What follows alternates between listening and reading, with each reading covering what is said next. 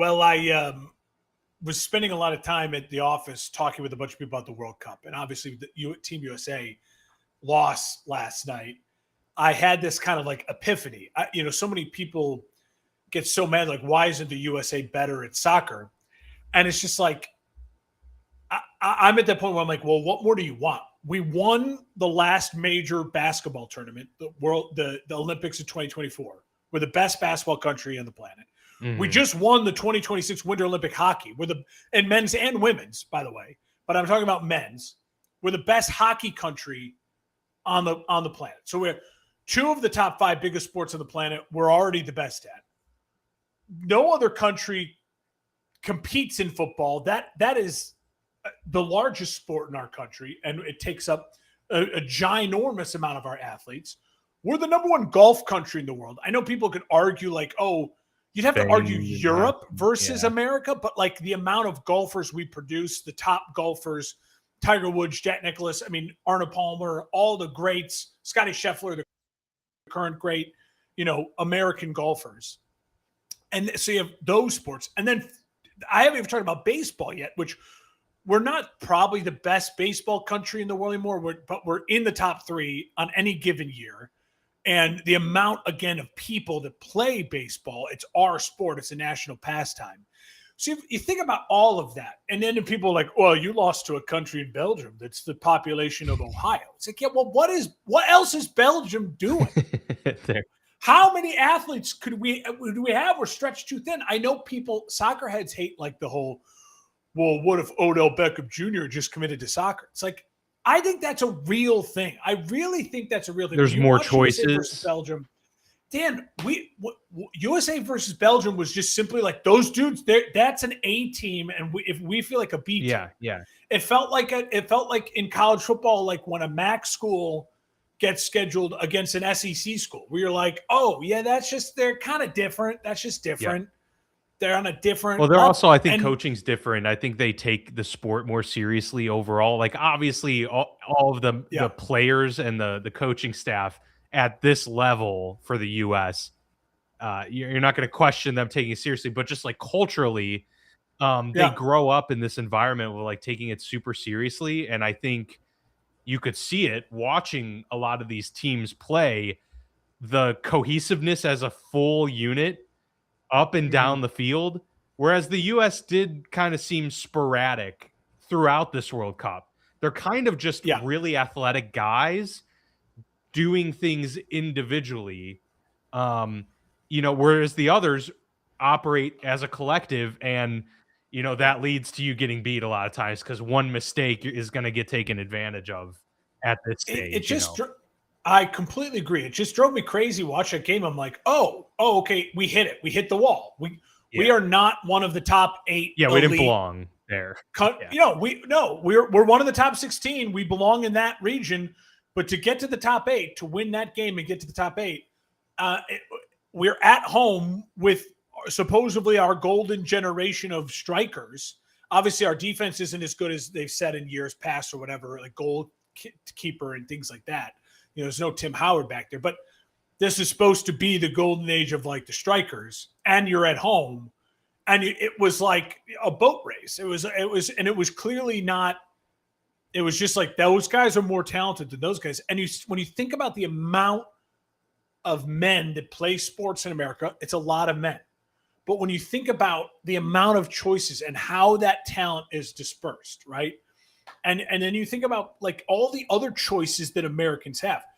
I'm a famous example in our high school class of the guy who was 6'5", 280, who should have been starting at left tackle as a sophomore, but stopped playing football because I'd rather do theater. Yeah. Like that doesn't happen in Belgium. You don't give up. You don't get like there's like we have. Think about all the other choices that American men have growing up. And what choices they're going to make is always going to be non-soccer because that's the one professional sport we have that doesn't pay. You don't make any money. As much.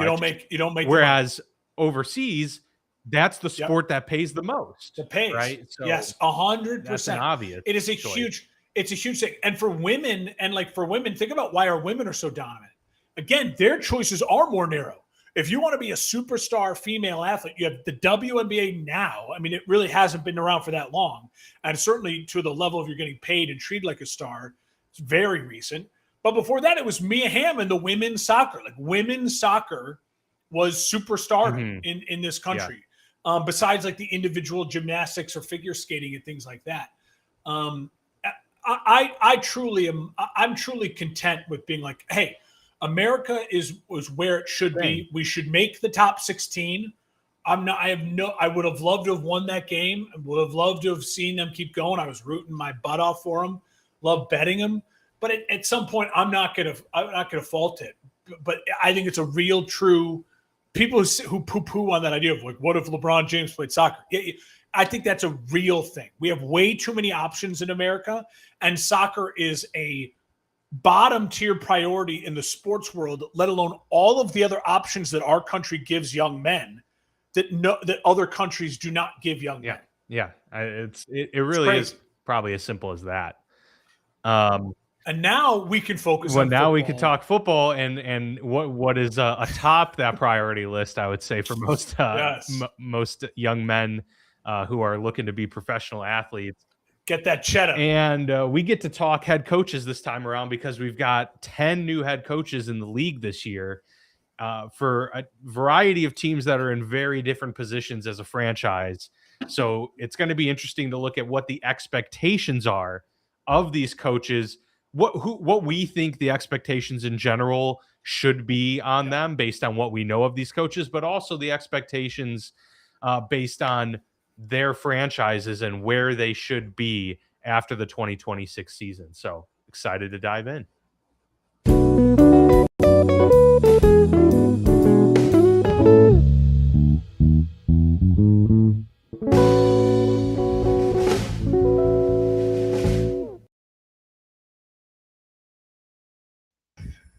That's an elite graphic. That is like, you did Mike McCarthy dirty by putting him on there with LaFleur. Look, no offense. There aren't many great photos of Mike McCarthy that exist out there.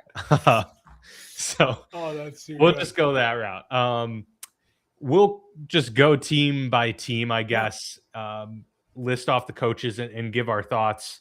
The Arizona Cardinals, who have had some turnover over the last, 10, 15 years, really, hire Mike LaFleur to be their head coach. So, of course, LaFleur comes to them from the Sean McVay tree and obviously brings an offensive mind to this group. They get rid of Kyler Murray, so he's got obviously kind of a clean slate there at quarterback. Jacoby Brissett's there. They drafted Carson Beck, so I'm not missing like another notable quarterback in that room, am I? I don't think so. Brissett hasn't showed up to camp. Yeah, right. So he's looking for some new money. So there's that baseline of, setting the stage for what he's coming into. But that defense under Jonathan Gannon did start to improve. They've had some recent draft picks that you think are pretty solid players, and Marvin Harrison, obviously the highlight there in that receiving group. But Michael Floyd, also a young player there. James Conner's coming back in the running back room, and Jeremiah Love. You got Jeremiah Love with their top pick. So there's some offensive firepower here to work with.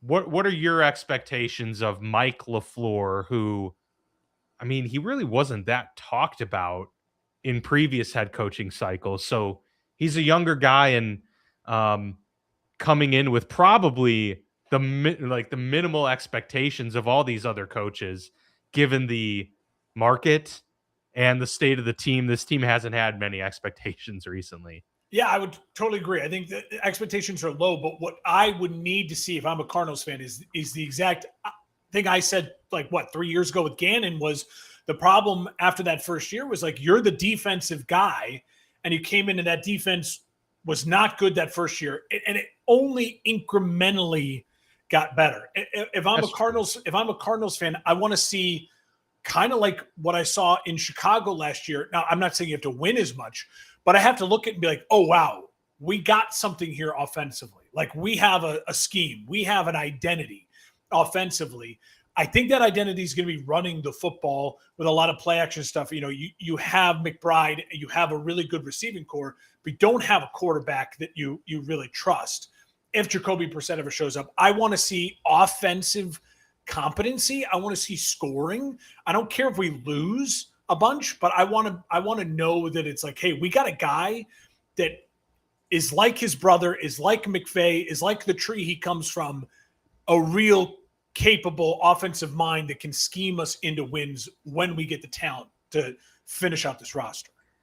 Yeah, I think this will be the biggest impact from a scheme perspective that I would expect to see of the last several of the Arizona Cardinals head coaching decisions, because even Kubiak coming in, there were lofty expectations, but he was coming from a, college system, and you're like, okay, well, there was still a little bit of questions around, is that going to play at this level? Like we'll have to wait and see. But with LaFleur, you've got the McVay system, in your back pocket, and you've done it now and worked with him at the NFL level for multiple years. So I do expect that impact to be a little bit greater. They won 3 games last year, Mark. Is there even a win total? I know you said that you're not necessarily looking for wins, but if I were to say, like, I would personally like to see 6 wins out of this group to at least double their win total, to show that, that impact is actually having a in-game impact, if that makes sense. See, I'm going to go a little oppo and say, if I was a Cardinals fan, I'd want to see exciting offensive diagrams. I'd like to see exciting use of my weapons, but I'd like to lose games because they need a quarterback, right? Like I want them to have 3 wins next year, in the sense where they're in that 1, 2, 3 slot to get one of those top 3 quarterbacks next year. That's tough, because that means, do you have a bad coach? You'd like to find that way to be like, no, our coach is good, but we still lose games. It's a really, really tight rope to walk.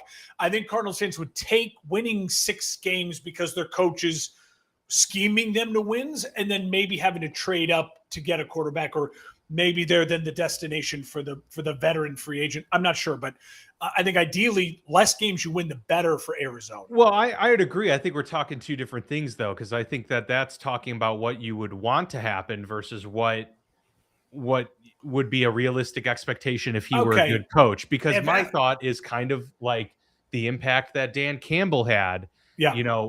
Yes, they didn't win very many games, but the impact was felt pretty immediately. And you knew that, okay, on the horizon here. Did they start like 0-9 or 0-10 in Detroit under Dan Campbell, and then they got that first win, and then it really, like, the tides turned? Yeah, and so, like, that's an example of where the wins didn't manifest. Yeah. So this is what I think you're saying is, like, the wins didn't manifest. Okay, I get what you're saying. I think if everything works out well with that roster, if he's the guy, I think they could. I think 6 wins would be absolutely the mark. You'd say, yeah, hey, with a weird quarterback room, but this much offensive talent, maybe we can find our way to 6 wins. Yeah. Let's go to the Atlanta Falcons. Kevin Stefanski. We know a lot about him from Cleveland. He now gets Tua Tagovailoa and Michael Penix Jr. to duke it out over there and see who's going to come out on top. That is a tough fight. Yeah. Well, and talk about, I mean, we went from offensive weapons to offensive weapons. I mean, Kevin Stefanski gets this laid out for him beautifully. He's just missing the clear quarterback of the future there, but a better quarterback situation than Mike LaFleur. Yeah, again, this is another one of those where, like, I think in a perfect scenario, they don't win a ton of games, but they look good. Because again, if you're telling me Kevin Stefanski ends up with Arch Manning or the kid out of Oregon, you know what I mean, and all of a sudden, like, he ends up with a top 5 pick and gets one of those elite quarterbacks, then I think that's a dream scenario for Atlanta, right? They had 8 wins last year. They had 8 wins. So he's a better coach than what they got. So I think they have to. I think probably 8 wins is realistic to say you get back to 8 wins. And in that case, I don't know what they'd have to do to go get their quarterback in the future. But yeah, Bijan, Drake London, they bring back Kyle Pitts. I expect Tua to win the job and to start. This quarterback situation feels a lot like the Minnesota quarterback situation too, where it's like the only reason Tua is here and the only reason Kyler is here is because we have zero faith in the guy that we drafted 2 years ago. That's the feeling in my world. So yeah, I'd say 8 wins. If they're less than 8 wins, I think I'd be concerned unless it's like the quarterback play was just so bad that we believe in Stefanski, but it was obvious the quarterbacks, just these guys can't win eight or more games in a year. Yeah, I mean, their division as well helps Stefanski a lot in terms of what the results could end up being. If you told me that they go 10-7 and win the division next year, I'm not going to be shocked. I mean, I wouldn't be. That division was tight already last year.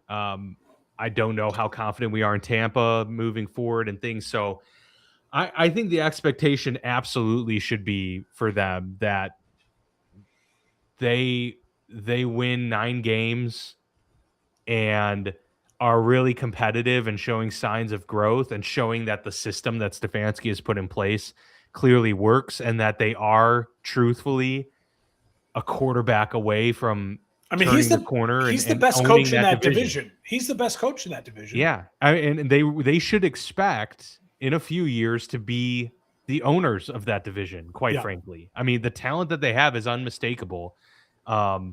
And it's up for the getting. So I think they are the premier destination probably next year for the quarterback who wants traded or wants out, or for the team that goes, we're going to give up however many picks it takes to just go into the top 3 to get one of the 2 or 3 guys, because they really they feel like they are right now if you put,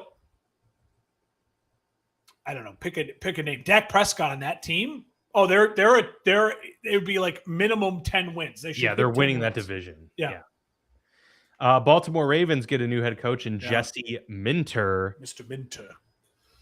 Interesting because Baltimore did kind of have a fall last year and they've been trending in the wrong direction, but they clean house. They did get rid of Harbaugh. Obviously Todd Monken's not there anymore. Minter, being a defensive guy, comes to clean up the defense that's been an issue in recent years.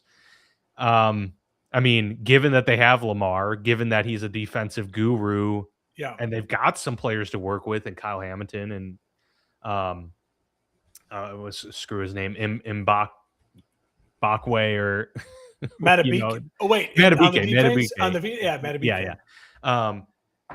So should the expectation be that like he turns them into a top 10 defensive unit and then they win the division next year? I mean, listen, that would be incredible. I think, to me, my expectation with Baltimore is to get back above 500. They were 8-9. Like, okay, you're going to get to 9 wins at least. And I want to see, obviously, an improvement defensively. You have Roquan Smith. You have Trey Hendricks. You have Matabike. This is not a defense that is void of talent. And you have a defensive specialty head coach. My biggest concern, though, is still offensively, because no one thought the day that Lamar Jackson went in to be a starter that John Harbaugh would get him to 2 MVPs. No one predicted that. Predicted that. But that is now the standard. Lamar Jackson's standard is top 3 quarterback in the NFL MVP. So to me, the expectation is, okay, while you have this defensive head coach, does the offense fall apart? And that is a guy, as we know, who's never called plays before. So for me, I think my baseline is, if they're not 9 wins, that's a real concern. And if again, health, everything considered. Yeah. If Lamar plays the whole season, I would say, though, if the over under is 10.5, I would probably take the under. If I think that, to me, I'm like, that's a 10-win team based on just the uncertainty of how it's all going to work. I think we'll know a lot more about what the Ravens' ceiling is by like week 2 or 3 to see what that offense actually looks like. I have faith he'll fix the defense. It's a great talent and a talented mind. My concern is 100% with the offense. And I think that the defense isn't as needed against the division of offenses that they play against. Like they have to worry about the Steelers offense and the Browns offense. Like that's not that big of a deal to worry about. You just need to outscore those teams, which you should be able to do. Yeah. Obviously the Bengals is a different story, but yeah. So, that's one of those, we talk about it all the time. Like, well, if you hire an offensive coach, then you don't have to worry about your offensive coordinator. And you know what I mean? Yeah. And it's like, so this is when we're talking about a defensive head coach, obviously, we just saw it with the Seahawks. Defensive head coach won a Super Bowl with a great offensive coordinator. That's the biggest concern about the Seattle team going into next year. It's like, okay, was that a fluke? And now they're going to fall off the map because they lost their offensive coordinator. This is obviously the biggest question for Minter. Like that to me is the biggest question mark. Perhaps the biggest difficulty I have with this entire list is Joe Brady of the Buffalo Bills, because they're coming off of such a successful season for the most part, right? And this is a team that's routinely in the conversation of making the Super Bowl. Now, they didn't win the division last year, so I guess you could say, come back and win the division. But the expectation for this team has been to get to the AFC Championship game every year because you have Josh Allen. So I guess the biggest thing is to just show the biggest expectation I have for Joe Brady is to show that he can run this offense that showcases more than Josh Allen, that shows that they can consistently rely on other aspects of the offense that aid Josh Allen and not just force him to be a Superman all the time, right? They've had successful run games in the past, like James Cook. That's been a big part of it. I expect that to continue, but now I want to see, how do you dial up this route tree and get these wide receivers to a place where they can flourish, so that it isn't just Josh Allen having to make ridiculous throws and ridiculous, 15-yard scampers for first down all the time. I guess that to me would be the biggest impact, because wins and losses, I mean, the expectation is to not fall below 11 wins next season, but he's got to get to 11. He's got to get to 11. And then to me, the bigger concern, if I'm him, is that the reason I have this job is because the guy who hired me to do the job I just had kept making some questionable decisions in high pressure moments. Now, he got them to high pressure moments. He got them deep in the playoffs. And then you would question what happened. Things would fall apart. Things would go undone. He would make a not call a timeout. There's all these little the little things. And now I'm a first time decision maker as a head coach, and I've got to get myself to those situations and then make better decisions than the guy. Like it's a really tough job. If they don't have 11 wins, and Josh Allen is not in the MVP conversation, that is a yikes moment for Buffalo fans and for Brady. He's got to keep that offense humming. And you add DJ Moore, a guy who you were electric with in Carolina. So let's make sure that offense is all cylinders, ready to go, and feels like what you just said. It's not just Josh Allen, which it's crazy because he's been in control of the offense. So maybe he'll feel a little bit more freedom than he felt. Maybe he was feeling the pressure to do X when he wasn't really his thing. So we'll see, but absolutely 11 wins. It's got to get to at least 11 wins. Yeah, I'm not trying to hold the standard to Andy Reid, but I think it's a good example of like Patrick Mahomes still is able to put on the cape and be the hero. We see that all the time, but we also see the impact of Andy Reid on the offense. I want to see that from Joe Brady as well, and not just from Josh Allen. Next up, Cleveland Browns. They won 5 games last year. They bring in Todd Monken from Baltimore. I don't expect this to go well, personally. The personnel isn't there for him to work with one. Listen, they had 2 Pro Bowl quarterbacks. They did. We have Deshaun Watson, Shadur Sanders, and Dylan Gabriel essentially battling for the starting gig. None of those are good options. They don't have much to be excited about. Now, granted, they've got some new offensive firepower from the draft that they've brought in. They get rid of Myles Garrett. My expectation is that they go 5-12 again or worse. That's what I expect from this offense. But I mean, what do you see from Todd Monken here? Listen, if I'm a Browns fan, I don't know if I'm wanting it to be good or wanting it to be bad. Right. Because I don't have faith in Todd Monken. I would be like, I kind of want this to be a 1-year, you steer the ship into the disaster 3-win season. Gerard Mayo. We get the number 1. Yes, we get the number 1 pick. And then it's a complete clean house. Because by this time next year, you won't have to deal with Deshaun Watson anymore. That contract becomes finally movable, like cut, move, bait, whatever. And so there's that. I think realistically, this team does have talent. You got Judy, you got Concepcion, obviously Judkins. I mean, if Watson's your starter or Shador, I mean, they both can play. It's not like they can't play in the NFL. Your defense, while you lost Myles Garrett, is still pretty darn good. You have Graham, you have Verse, you have people on the back end. I'm trying to think again. They have the linebacker. Denzel Ward, Schweisinger. Yeah, like they have talent. Like it exists there. So if you end up with 3 or less wins, it's probably because it was an all-around quarterback and head coach disaster. I don't know if that's the worst thing for them, but I will say I think that Monken, he has been successful at times.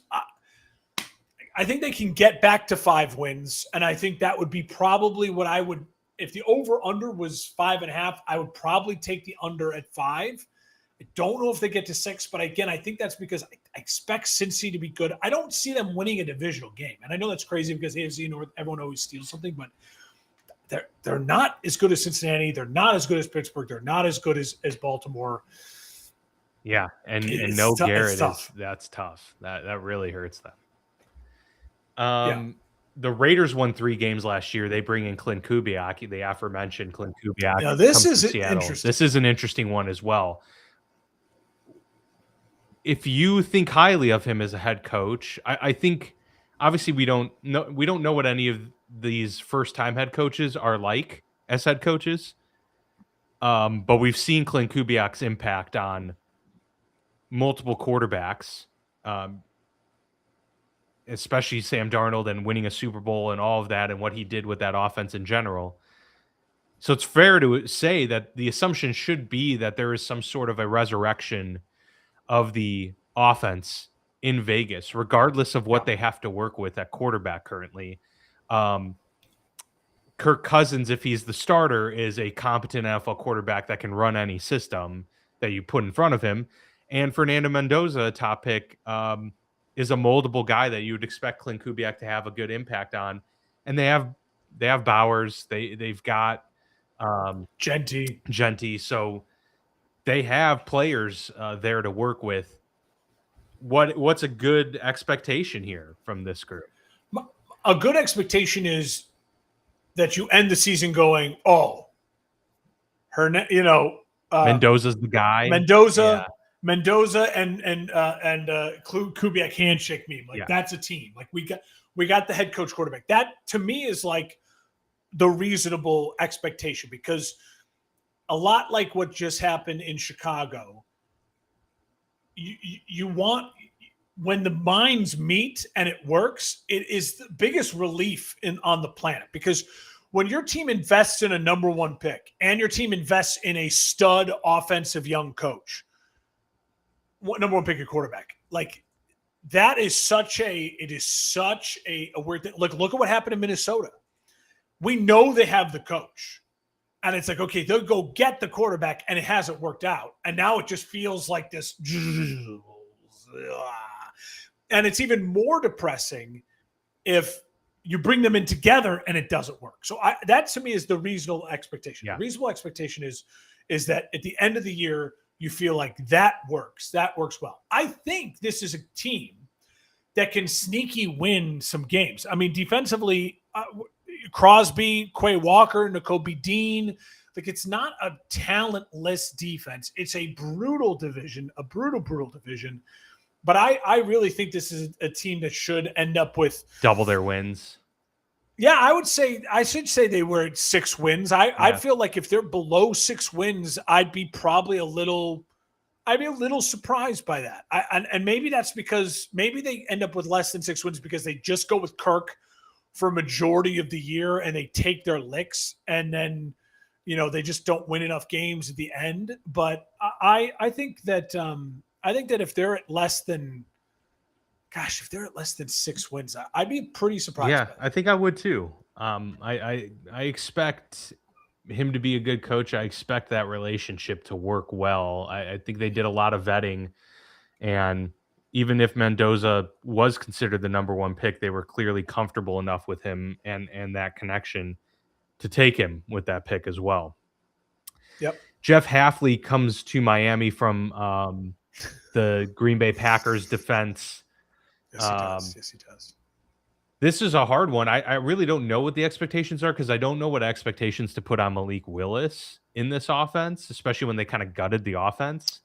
But I think I would just say as simply as I expect them to be a top half defense or close to it, because he is this defensive guru that's supposed to come in and really right that ship.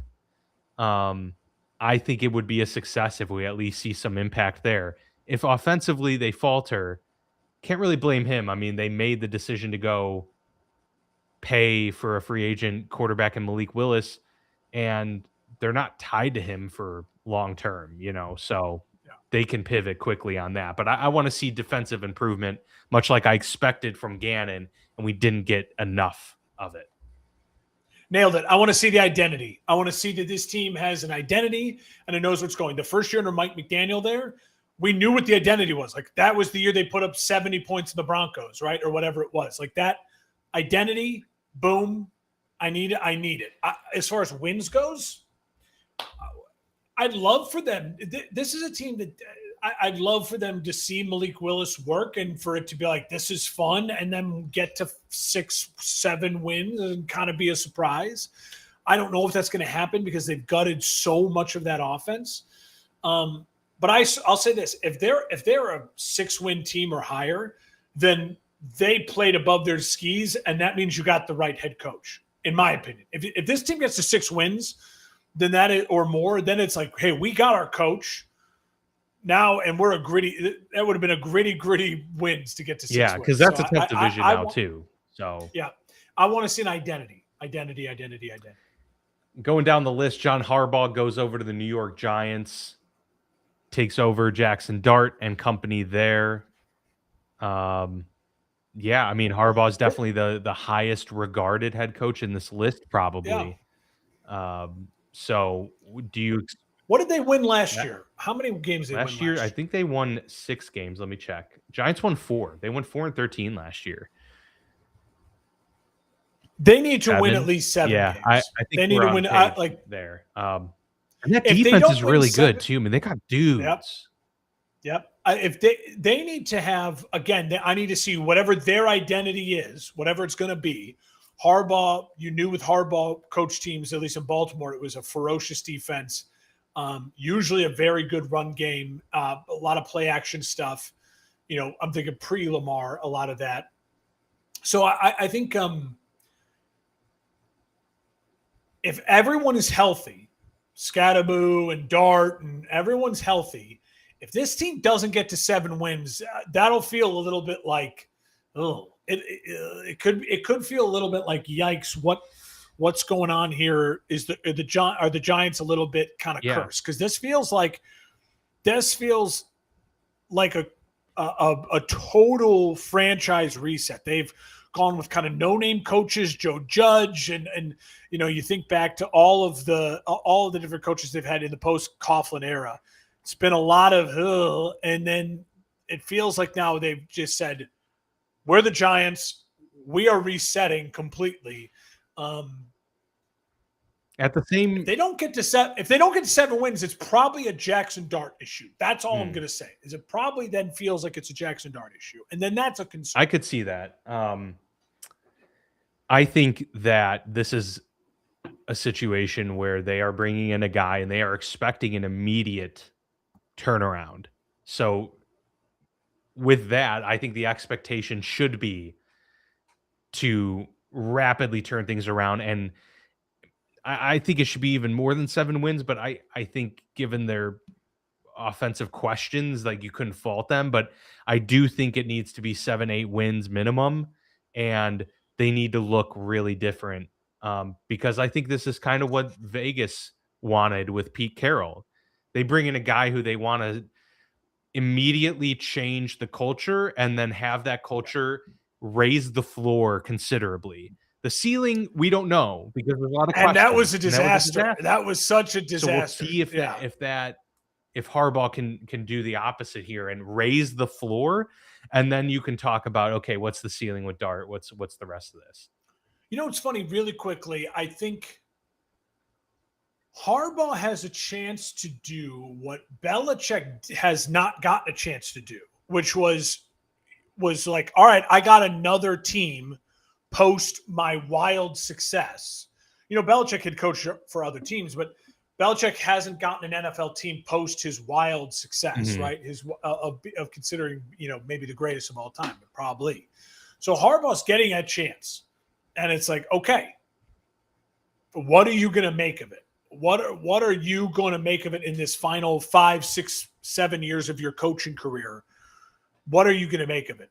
And if he's able to turn the Giants into perennial playoffs, if he's able to make the playoffs 4 out of the next 5 years, I mean, that would be a massive accomplishment for him and his resume versus, where the Giants have been over the last 10 years. I mean, they have been poop the last 10 years.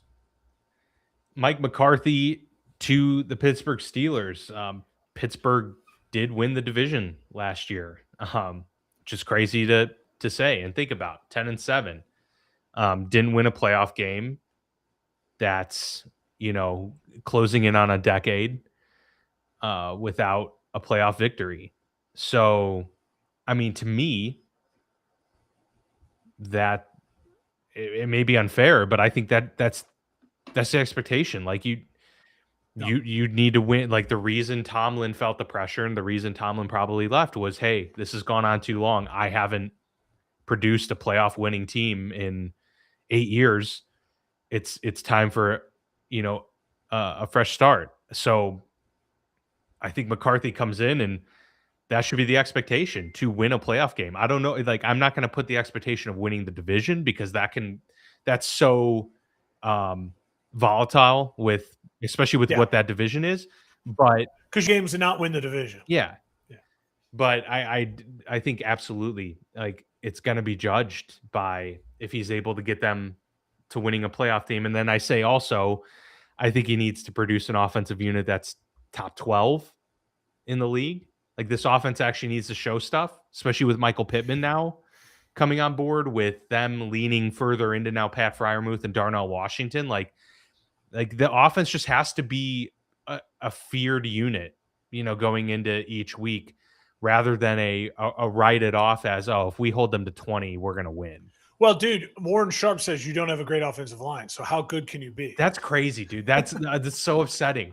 I don't understand how you can put it. I think you put it at 21. I think that was a miss. I think it's a top 6, like, easy. I don't even think you can put. We'll see who's right by the end of the year. We'll see who's right. We will. I would have them in the top 10. It's really hard when you got offensive line, because you talk about, like, experience together and all this stuff versus raw talent. Yeah. Offensive line men too also it's the easiest position to be like, a dude falls off a cliff in a year. there's the outliers, right? Like the Trent Williams, the Lane Johnsons, Yeah. who it's like it's a slow decline. But a lot of offensive linemen, when they hit that shelf, it's like, oh, that one injury caught them, and now they're just not the same guy because you're so big, and what you're asked to do is such an incredible task. I'll just say this about Pittsburgh. I think you nailed it.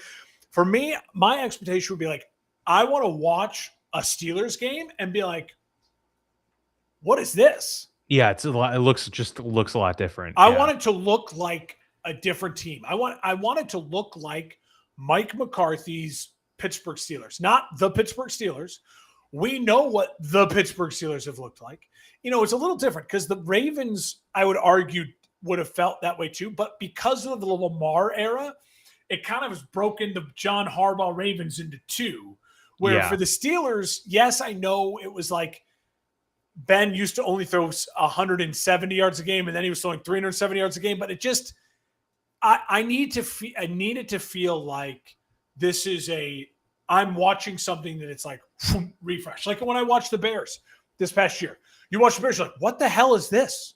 Yeah. Like, what are they? That's the Bears. That's the Bear. Like, I needed to feel like, boom. And I would think the expectation is making the playoffs, and it's hard to win playoff games, but yes, winning a playoff game would be a giant win for Mike McCarthy. And then Pittsburgh would, I don't know what they do at the quarterback position, but that would be at least Mike McCarthy was the right hire. Now let's find him his new quarterback. Yeah. Yeah. That'll be the ultimate test with him, I think, is whether or not he'll develop the next quarterback. I mean, that's probably the ultimate expectation. That's hard to say for 2026 because the likelihood of any of these young quarterbacks getting meaningful time is pretty low. If they did, if Rodgers is out for the season after week 2, then the expectation kind of becomes higher up for Mike McCarthy to, show what you got in terms of your ability to communicate to two young quarterbacks, whichever it is, and get the best out of them.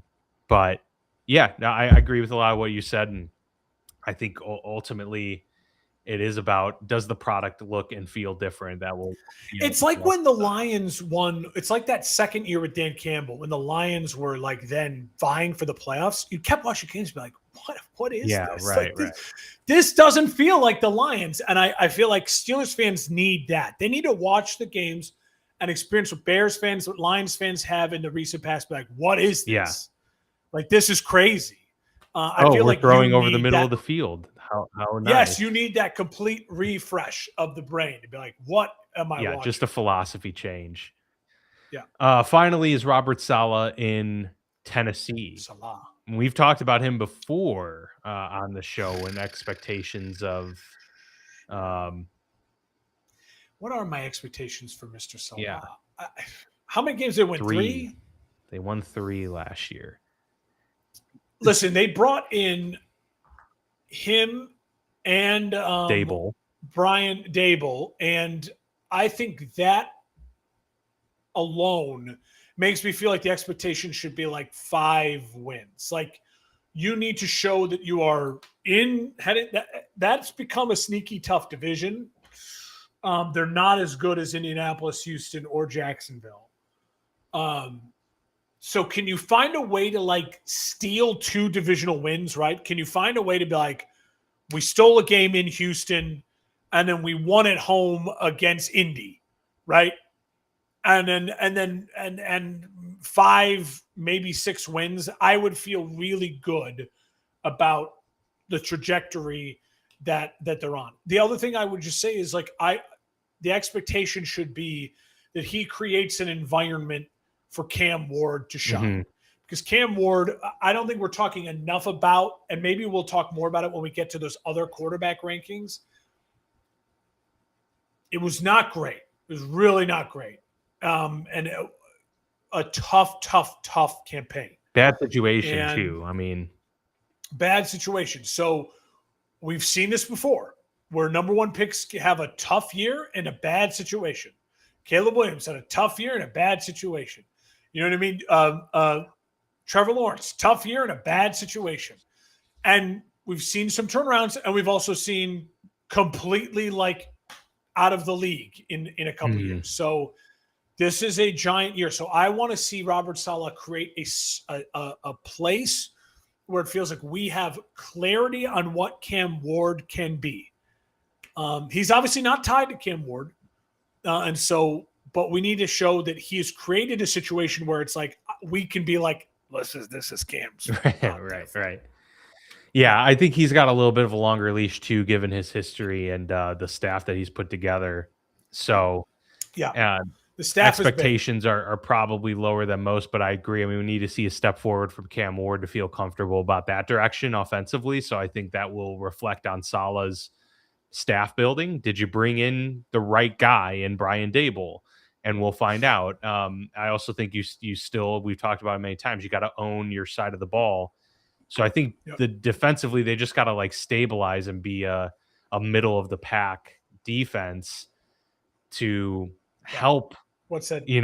Cam Ward. That will be a way to provide an environment for Cam Ward to flourish, is making a defense that puts him in a position where they can win games and get some more reps. So absolutely, that's a big part too. But yeah, it's a fun exercise. We haven't. There's 10 of them. A third of the league.